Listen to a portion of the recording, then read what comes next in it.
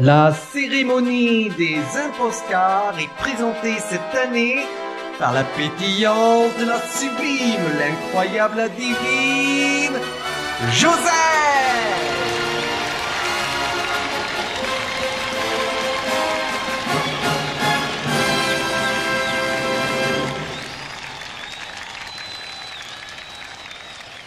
Bonjour, je suis très heureuse, extrêmement. Oh oui, c'est un honneur pour moi que de présenter la cérémonie des Imposcars. Pour l'occasion, m'a fait le ménage du visage. Ça va, je suis bien décorée. On peut commencer. Allez, sans plus attendre. Dans la catégorie technologie qui pollue plus qu'avant, mais qu'on vous vend avec l'argument que ça pollue moins, le gagnant est... la voiture électrique. C'est un représentant de chez Renault qui vient recevoir le prix. Merci, je suis très honoré de recevoir ce prix. Première question, mais comment vous avez eu l'idée de vendre un tel produit? En fait, on devait créer quelque chose de nouveau pour relancer l'industrie automobile qui était au plus mal. Vous êtes très fort, hein, parce que c'est plus cher et ça marche moins bien. Mais comment vous avez fait? D'abord, on a eu l'idée de faire appel au label C'est pour le bien d'eux. Oui, je rappelle que le label C'est pour le bien d'eux est utilisé pour pousser les gens à faire des choses qu'ils ne feraient pas d'instinct. J'ai bon? Oui, c'est ça, Josette. En l'occurrence, là, c'est pour le bien de la planète. Ainsi, on a juste remplacé un moteur par un autre et voilà, le tour est joué. Mais concrètement... Donc, on a remplacé le moteur à pollution directe à essence par un moteur à pollution indirecte électrique. Comme le client ne voit pas la pollution qui sort de son véhicule, il pense donc que c'est écologique. Mais les milliers d'engins qui travaillent à retourner la Terre pour récupérer le lithium des batteries, qui est aussi un polluant, ça le client ne le voit pas. C'est fort, hein?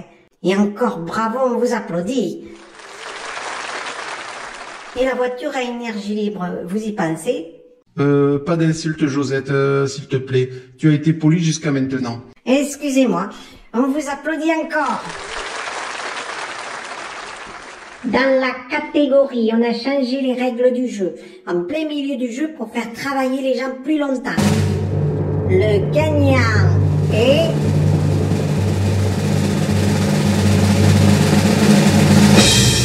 la réforme des retraites.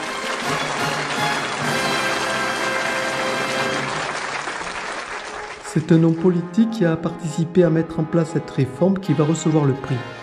Il fut ministre et a été condamné dans plusieurs affaires. Je vous remercie infiniment.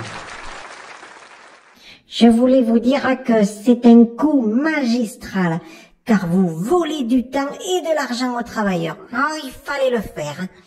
Ah, ça n'a pas été facile, hein, car nous, les hommes politiques, dans le même temps, avons augmenté nos salaires. Et puis bon, surtout, on a des retraites en or. Et pourquoi pas enlever complètement la retraite?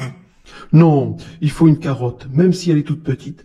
Car le but, ce n'est pas non plus que les gens laissent tomber le monde du travail pour commencer à créer leur propre structure dans un réel intérêt collectif, mais qui continuent à participer à l'effort commun. Ça veut dire quoi, l'effort commun? Dans un langage vrai, bien sûr. Bah, ça veut dire tout simplement qu'ils continuent à bosser pour un faible revenu tout en payant beaucoup de taxes. Félicitations, on vous applaudit. Allez, on continue.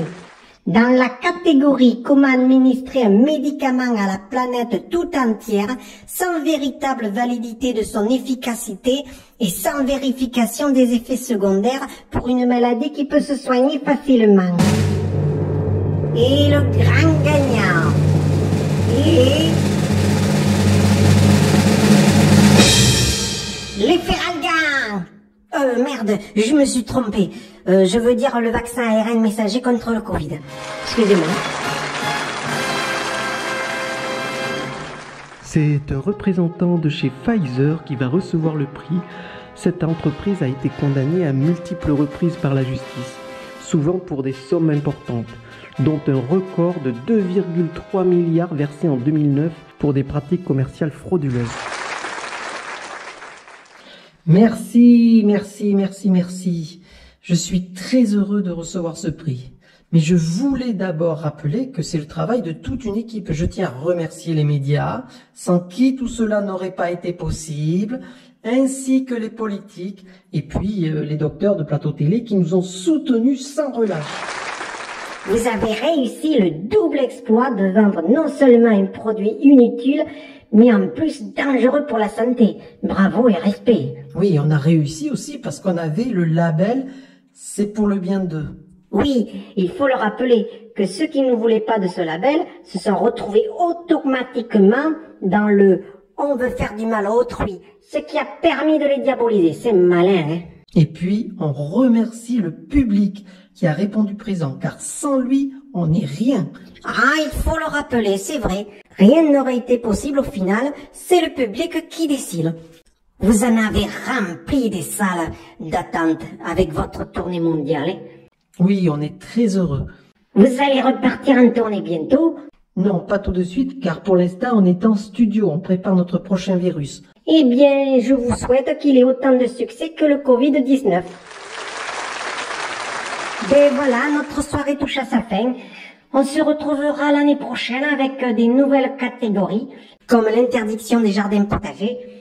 Continuez à suivre ce qu'on vous dit et n'écoutez pas les complotistes. Cette émission n'existerait pas si vous étiez conscient. Alors, continuez à regarder la télé, allez voter, continuez à travailler, mettez vos enfants à l'école. Et à l'année prochaine!